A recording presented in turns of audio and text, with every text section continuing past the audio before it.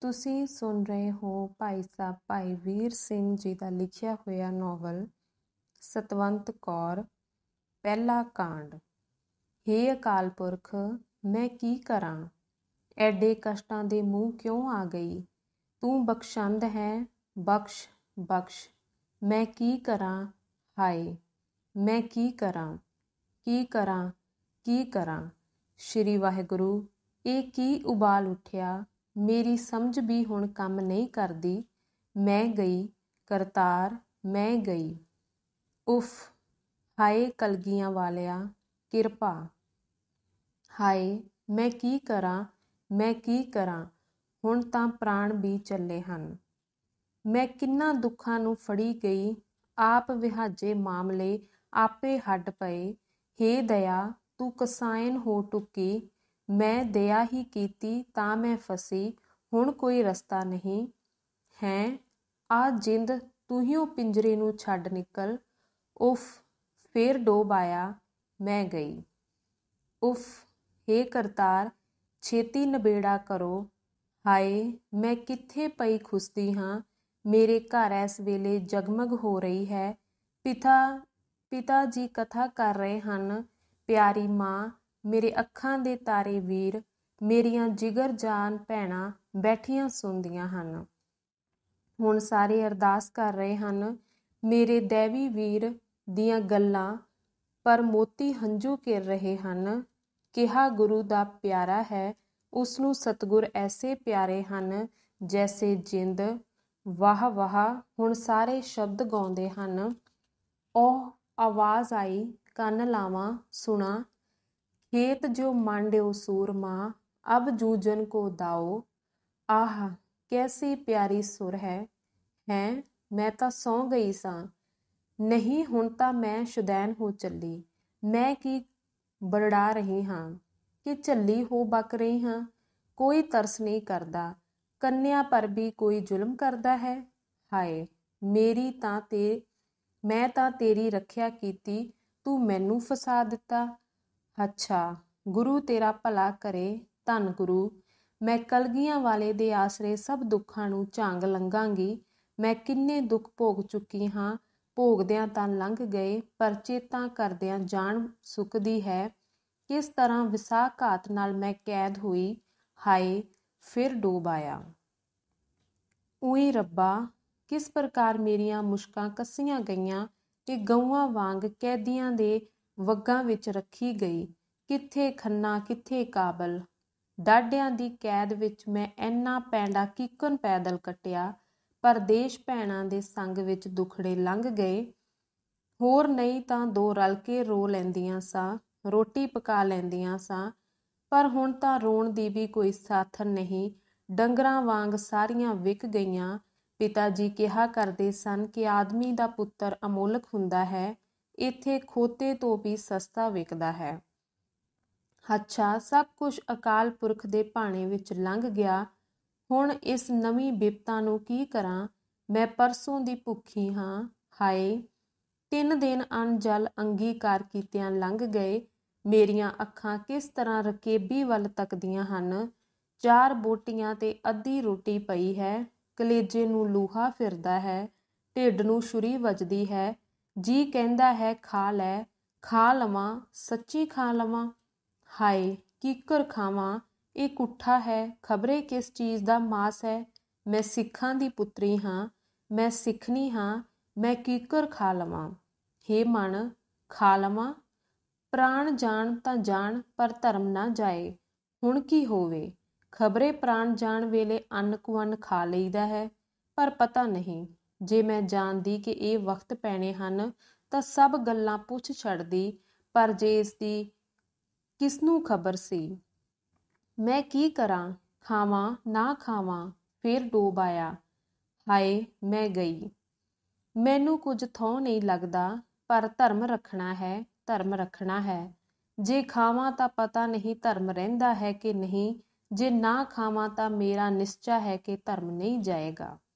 ਚੱਲ ਮਨ, ਉੱਠ, ਪੁਆਕੇ ਮਾਰ ਇਹਨਾਂ ਮਾਸ ਦੀਆਂ ਬੋਟੀਆਂ ਨੂੰ। ਜੋ ਹੋਵੇ ਸੋ ਹੋਵੇ। ਚੱਲ, ਜਾ ਪਰੇ ਹੋ। ਹੇ ਕੁਅੰਸ, ਮੇਰੇ ਅੱਗੋਂ ਚੜ੍ਹਦੀਆਂ ਕਲਾ ਜੀ। ਆਓ ਸ਼ੇਰ ਬੱਚੀ ਨੂੰ ਸ਼ੇਰ ਬਣਾਓ, ਪਰ ਹਾਏ ਮੈਂ ਤਾਂ ਗਈ, ਹਾਏ ਡੋਬ ਪੈ ਗਿਆ, ਮੈਂ ਗਈ ਕਹਿੰਦੀ ਬੇਹੋਸ਼ ਹੋ ਕੇ ਡਿੱਗ ਪਈ। ਦੂਸਰਾ ਕਾਂਡ। ਇੱਕ ਸੱਚੇ ਸਿੰਘ ਦੀ ਕੰਨਿਆ ਵਿਦੇਸ਼ ਵਿੱਚ ਭੁੱਖ ਦੇ ਡੋਬੇ ਖਾਂਦੀ ਘਰ ਤੋਂ ਬਾਹਰ ਬੇਹੋਸ਼ ਪਈ ਹੈ।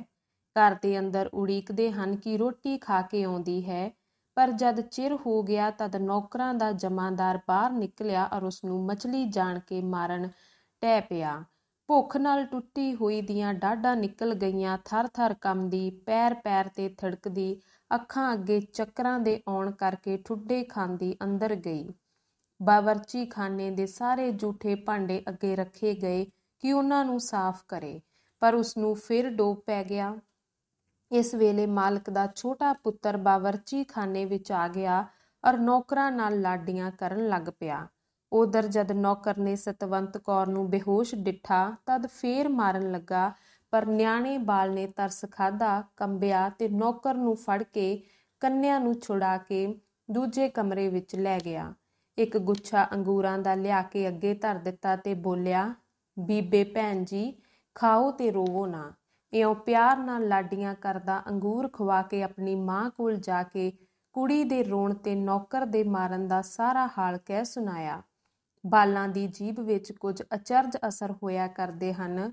ਬੱਚੇ ਦੇ ਵਾਕ ਸੁਣ ਕੇ ਮਾਂ ਦੇ ਜੀਅ ਵਿੱਚ ਵੀ ਕੁਝ ਤਰਸ ਆ ਗਿਆ ਔਰ ਕੰਨਿਆ ਨੂੰ ਆਪਣੇ ਪਾਸ ਬੁਲਾ ਲਿਆ ਤੇ ਨੌਕਰਾਂ ਨੂੰ ਹੁਕਮ ਦਿੱਤਾ ਕਿ ਘਰ ਦੇ ਕਮੀਨਾਂ ਵਿੱਚ ਇਹ ਨਾ ਰਹੇ, ਮੇਰੇ ਕਮਰੇ ਵਿੱਚ ਸੁੱਤਾ ਕਰੇ ਤੇ ਮੇਰੀ ਨਿੱਜ ਦੀ ਟਹਿਲ ਲਈ ਮੇਰੇ ਪਾਸ ਹੀ ਰਿਹਾ ਕਰੇ। ਸਤਵੰਤ ਕੌਰ ਨੂੰ ਅੰਗੂਰ ਖਾ ਕੇ ਕੁਝ ਹੋਸ਼ ਆ ਗਈ, ਪਰ ਫਿਰ ਵੀ ਅੱਤ ਥਕਾਣ ਤੇ ਤੋਟ ਕਾਰਨ ਉੱਥੇ ਹੀ ਬੈਠੀ ਸੌਂ ਗਈ। ਰਾਤ ਬੀਤੀ, ਦਿਨ ਹੋਇਆ, ਸਾਰੇ ਉੱਠੇ। ਸਤਵੰਤ ਵੀ ਉੱਠੀ। ਬੱਚਾ ਫੇਰ ਅੰਗੂਰ ਲੈ ਕੇ ਆ ਗਿਆ ਤੇ ਕੁੜੀ ਨੂੰ ਦੇ ਕੇ ਬੋਲਿਆ, ਖਾਓ। ਮਾਂ ਨੇ ਪੁੱਤ ਦਾ ਇਹ ਰੁਖ ਵੇਖ ਕੇ ਬੱਚੇ ਦੀ ਖਿਡਾਵੀਂ ਦਾ ਕੰਮ ਉਸਨੂੰ ਦੇ ਦਿੱਤਾ। ਸੁਆਣੀ ਨੂੰ ਜਾ ਸਮਝ ਪਈ ਕਿ ਇਹ ਸਾਡੇ ਘਰ ਦਾ ਮਾਸ ਨਹੀਂ ਖਾਂਦੀ ਤਾਂ ਉਸਨੂੰ ਫਲ ਦੇ ਦਿੰਦੀ ਤੇ ਰੋਟੀ ਆਪੇ ਪਕਾ ਲੈਣ ਦੀ ਖੁੱਲ੍ਹ ਵੀ ਦੇ ਦਿੱਤੀ। ਨਾਲ ਇੱਕ ਸਹਿਜਧਾਰੀ ਦਾ ਘਰ ਸੀ, ਉੱਥੇ ਜਾਣ ਆਉਣ ਤੇ ਉਹਨਾਂ ਦੇ ਖਾ ਪੀ ਲੈਣ ਦੀ ਵੀ ਖੁੱਲ੍ਹ ਮਿਲ ਗਈ। ਸੋ ਉਸ ਬਾਲਕ ਦੇ ਖਿਡਾਉਣ ਵਿੱਚ ਸਤਵੰਤ ਕੌਰ ਨੌਕਰਾਂ ਦੇ ਜ਼ੁਲਮ ਤੋਂ ਤਾਂ ਛੁੱਟੀ, ਪਰ ਬੋਲੀ ਨਾ ਜਾਣਨੇ ਦਾ ਦੁੱਖ ਐਸਾ ਸੀ ਕਿ ਸੁਆਣੀ ਅਰ ਖੇਡਣ ਵਾਲੇ ਬਾਲਕ ਦੇ ਗੁੱਸੇ ਹੋ ਜਾਣ ਦਾ ਡਰ ਹਰ ਵੇਲੇ ਰਹਿੰਦਾ ਸੀ।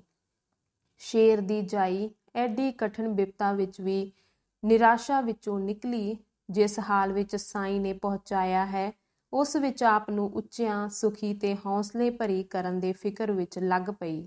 ਆਪਣੇ ਹੀ ਗੁਆਂਢ ਜੋ ਸਹਿਜਧਾਰੀਆਂ ਦਾ ਘਰ ਸੀ, ਉਹਨਾਂ ਨਾਲ ਪਿਆਰ ਪਾਇਆ ਤੇ ਉੱਥੋਂ ਦੀ ਬੋਲੀ ਸਿੱਖਣੀ ਸ਼ੁਰੂ ਕੀਤੀ। ਥੋੜੇ ਹੀ ਚਿਰ ਵਿੱਚ ਬੋਲੀ ਵੀ ਸਮਝਣ ਲੱਗ ਪਈ। ਇਸ ਕੰਨਿਆ ਦੀ ਨਿਮਕੀ ਮਿੱਠਤ ਤੇ ਸ਼ੀਲ ਸੁਭਾਅ ਨੇ ਦੁੱਖਾਂ ਨਾਲ ਭਰੀ ਸੁਆਣੀ ਦੇ ਜੀਅ ਵਿੱਚ ਵੀ ਤਰਸ ਵਧਾਇਆ। ਹੌਲੀ ਹੌਲੀ ਸੁਆਣੀ ਦੀ ਮਿਹਰ ਦੀ ਨਜ਼ਰ ਵਧਣ ਲੱਗੀ। ਉਸ ਦਾ ਕਾਰਨ ਇਹ ਸੀ ਕਿ ਸੁਆਣੀ ਪੇਕੇ ਪਾਸਿਓਂ ਊਣੀ ਸੀ ਅਰ ਦੁਨੀਆਪੁਰ ਸਿਵਾ ਘਰ ਵਾਲੇ ਦੇ ਕੋਈ ਉਸਦਾ ਨੇੜੇ ਦਾ ਸਾਕ ਨਹੀਂ ਸੀਗਾ। ਪਤੀ ਬੜਾ ਮੰਦ ਕਰਮੀ ਸੀ, ਮਾੜੇ ਕਰਮਾਂ ਵਿੱਚ ਬਹੁਤ ਪਰਚਦਾ ਸੀ। ਇਸ ਕਰਕੇ ਸੁਆਣੀ ਬੜੀ ਦੁਖੀ ਰਹਿੰਦੀ ਸੀ। ਸੁਭਾਅ ਫਾਤਮਾ ਦਾ ਕੁਝ ਅਣਖੀਲਾ ਸੀ। ਦੁੱਖਾਂ ਨੇ ਇਸ ਦੇ ਮਨ ਨੂੰ ਤੋੜਿਆ ਨਹੀਂ, ਸਗੋਂ ਇੱਕ ਤਰ੍ਹਾਂ ਦੀ ਸ਼ਥਿਆਨ ਚੜਾ ਛੱਡੀ ਸੀ। ਪਤੀ ਦਾ ਪਿਆਰ ਘੱਟ ਹੋਣ ਕਰਕੇ ਸਹੁਰੇ ਸਾਕਾਂ ਵਿੱਚ ਵੀ ਪੂਰਾ ਆਦਰ ਨਹੀਂ ਸੀ ਮਿਲਦਾ ਤੇ ਨੌਕਰ ਬੰਦੀਆਂ ਗੋਲੀਆਂ ਵੀ ਘੱਟ ਪਰਵਾਹ ਕਰਦੀਆਂ ਸਨ। ਇੱਕੋ ਅੱਖਾਂ ਦਾ ਤਾਰਾ ਬੱਚਾ ਸੀ, ਜਿਸ ਨਾਲ ਦਿਲ ਪਰਚਾਉਂਦੀ ਸੀ। ਇਹੋ ਲਾਲ ਵਿਚਾਰੀ ਦੀਆਂ ਖੁਸ਼ੀਆਂ ਦਾ ਇੱਕੋ ਸਹਾਰਾ ਸੰਸਾਰਪੁਰ ਸੀ।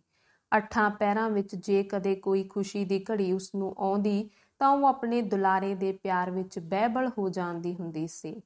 ਸਤਵੰਤ ਕੌਰ ਦੇ ਸ਼ੀਲ ਸੁਭਾਅ ਅਰ ਕੁਦਰਤੀ ਪਿਆਰ ਵਾਲੇ ਵਰਤਾਓ ਕਰਕੇ ਬਾਲਕ ਦਾ ਉਸ ਨਾਲ ਬਹੁਤ ਮੋਹ ਪੈ ਗਿਆ, ਪਰ ਇਸੇ ਮੋਹ ਨੇ ਫਾਤਮਾ ਨੂੰ ਸਤਵੰਤ ਵੱਲ ਹੋਰ ਝੁਕਾਇਆ। ਫਾਤਮਾ ਦੀਆਂ ਉਦਾਸੀਆਂ ਦੇ ਵੇਲੇ ਸਤਵੰਤ ਕੌਰ ਦਾ ਨਾ ਅੱਕਣਾ ਅਰ ਉਸਦੇ ਚਿੜਚਿੜੇ ਸੁਭਾਅ ਤੋਂ ਪਰੇ ਨਾ ਹੋਣਾ ਇਹ ਹੋਰ ਕਾਰਨ ਸਨ ਕਿ ਇੱਕ ਸਿੱਖ ਕੰਨਿਆ ਆਪਣੀ ਅਣਮਤੀ ਸੁਆਣੀ ਨੂੰ ਭਾਉਣ ਲੱਗ ਗਈ। ਧੰਨਵਾਦ।